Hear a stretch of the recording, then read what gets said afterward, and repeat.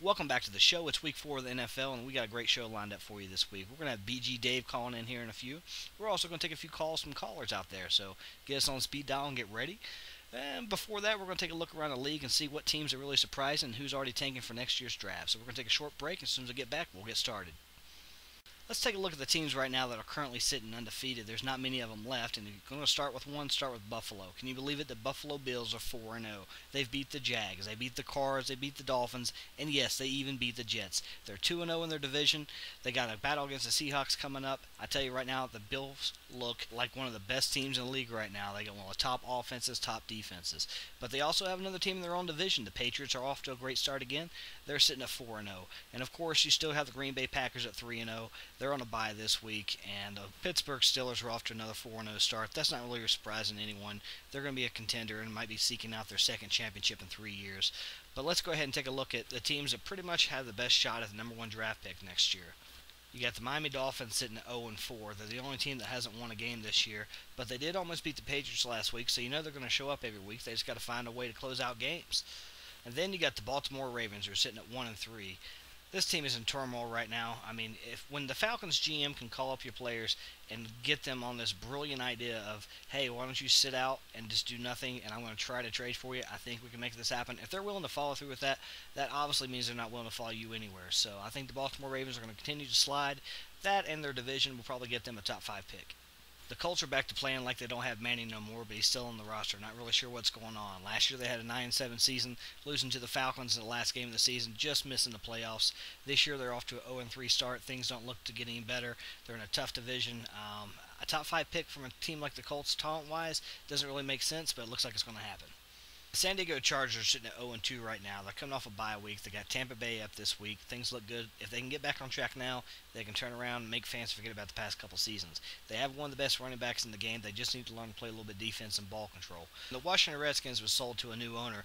I'm sure fans didn't expect them to play as well as the last owner did. The last owner went 30-2 in the regular season in the last 2 years, but I don't think anyone expected them to have an 0-4 start. They're looking for a top 5 pick already, and fans are not happy.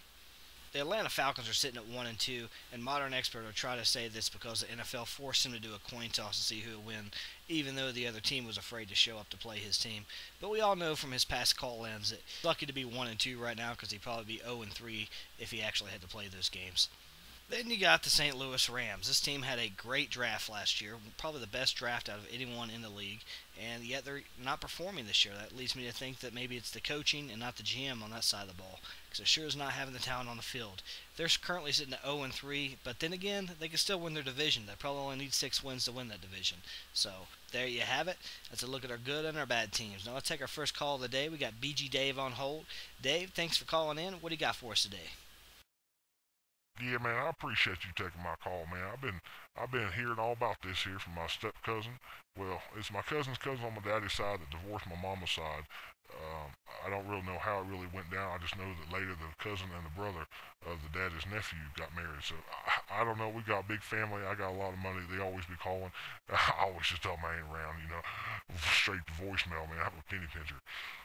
But after listening to that voicemail talk about your show, I had to tune in, man. So I sat right down beside that radio, man. I put my ear right up to it, and I am hooked, man. I am hooked like a damn catfish on a Sunday right before throwdown. Well, it's always good to hear we're picking up new fans. We're glad to have you on the show. But let's get right back to it, and let's talk about your team. You purchased Titans 2 seasons ago. They had a decent defense, and you dismounted it as quickly as you could, and it became one of the worst defenses in the league. That trend seems to be continuing to this season. This past week, you lost to the Jacksonville Jaguars. They dropped 40 on you. Blaine Gabbert had 4 TDs. 4 TDs against you.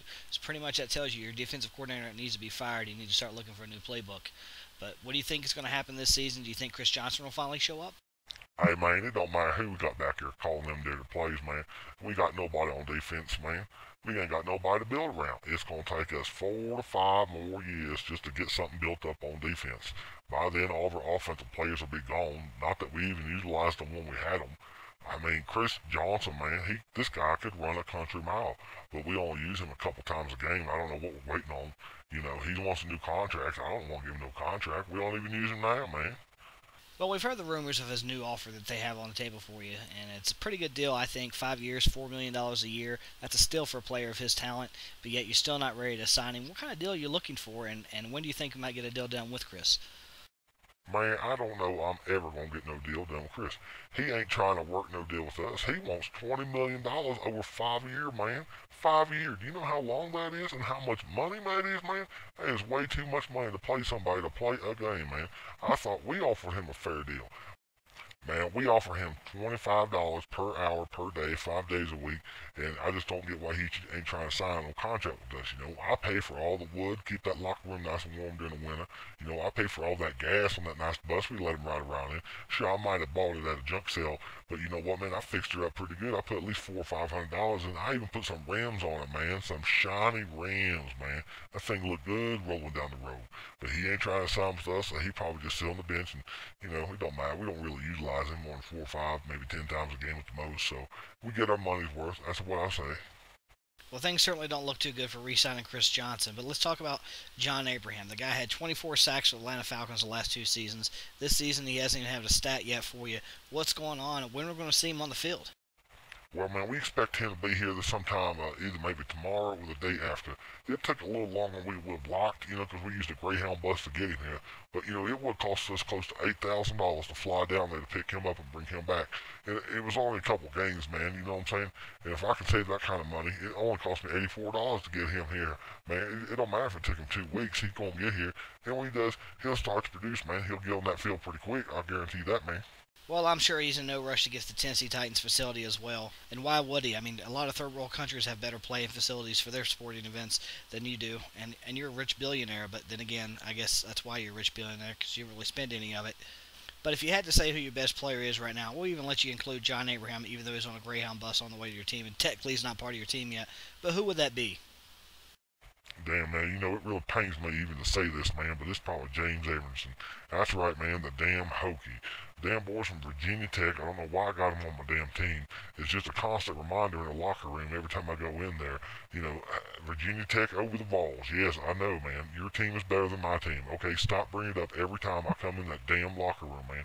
It gets so damn annoying. If he didn't make all the damn tackles and lead the team, I'd probably cut his damn Hokie ass, man. But you know what? I've already paid him some money, and I really ain't in the business of giving money out for free. So I'm going to make him earn that money, even though he is a constant reminder that his team is so much damn better than my team. Well, there's no denying the Virginia Tech Hokies are a lot better than the Vols. But you did draft a Vol this year in the first round, the second first-round pick, and that would be Tyrell Coleman, wide receiver out of UT. How are things going to go with him this year? Man, he's just going to be another UT bust, you know what I'm saying? We draft him because he sells jerseys, man. Fills in them seats, man. That's all it's about, making a little bit of money. Because we don't draft them because we think they can play. We knew he wasn't that good, but, we told our fans, hey, look here, we got this great talent in the first round late, man. This is going to be a good thing for our team. He's going to set some records. Yeah, them fans bought hook, line, and sinker, baby. Hook, line, and sinker. Cha-ching, cha-ching, cha-ching. Don't matter if he only got 5 catches for 68 yards through the season. He might get 100 yards by the end of the year, man. But I tell you what, we're going to make our money in the day, man. That's all that really matters. Well, Dave, we appreciate you calling in. We know we got to let you go right now. You got to get that roadkill ready for supper tonight. But you just remember, if you keep pitching them pennies, you ain't going to win no championships, buddy. You better open up that man purse if you expect to win this league. Well, folks, that's all we got for you this week. Tune in next week. We got some big things coming up for you. And remember, always get your games in quickly. Don't be the last one.